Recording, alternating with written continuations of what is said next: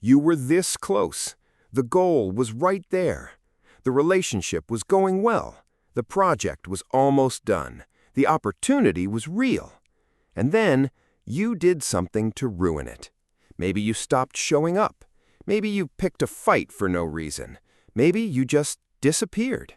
And afterward, you asked yourself the same question everyone asks. Why do I keep doing this?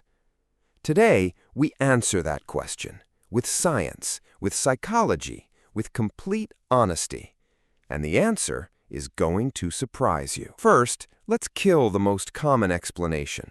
Self-sabotage is not laziness. It is not weakness. It is not self-destruction for its own sake.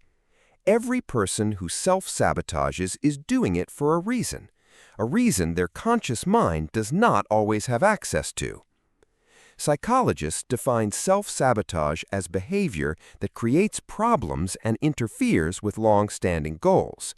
But here's the key word: behavior. Not accident, not bad luck.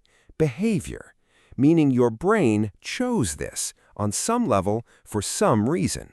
And understanding that reason is everything. The first real reason is called fear of success.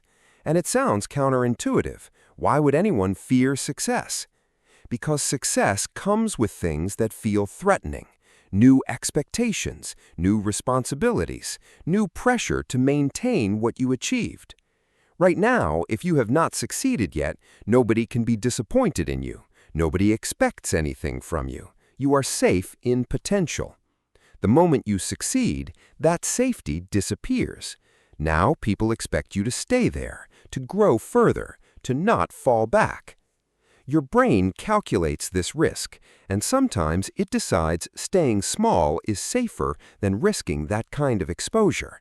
So it engineers a way out before you can get there.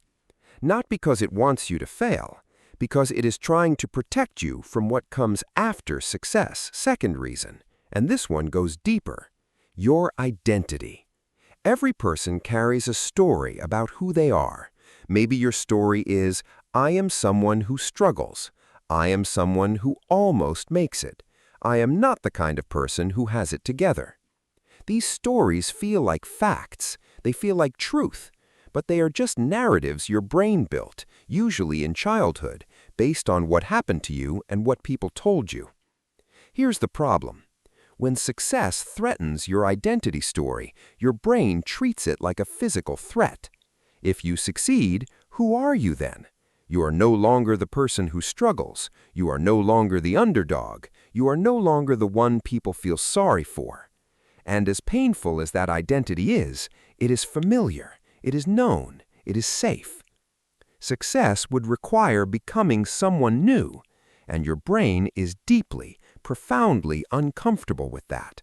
So it pulls you back to the version of yourself it knows, back to the story it has always told.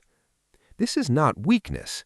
This is your brain doing what brains do, protecting the known, avoiding the unknown, even when the unknown is everything you say you want. Third reason, the self-worth gap. Deep down, some people do not believe they deserve success. Not consciously. They want it. They work for it. They say the right things. But underneath, there is a quiet voice. Who do you think you are? You do not deserve this. It will not last. People will find out you are not as good as they think. This is called the self-worth gap, the distance between what you are achieving and what you believe you deserve to achieve. When success starts exceeding your self-worth ceiling, your brain pulls the emergency brake. It finds a way to bring reality back in line with belief, because the discomfort of succeeding beyond your self-image is actually greater than the discomfort of failing. Failure confirms what you already believe. Success contradicts it, and contradiction feels dangerous. Here's the brain flip moment. Self-sabotage is not self-destruction. It is self-protection. Your brain is not working against you. It's working for an older version of you, a version that needed these protections, a version that learned to stay small, to stay safe. The behavior made sense once, in a different context, at a different time in your life. It just never got updated.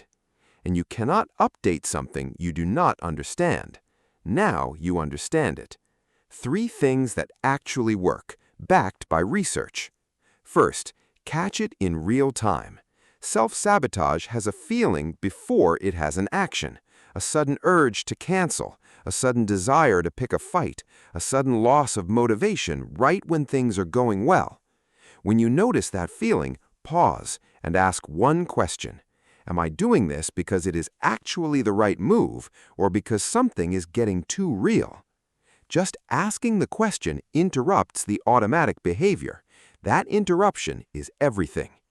Second, update your identity story deliberately. Write down 3 pieces of evidence that contradict your old story.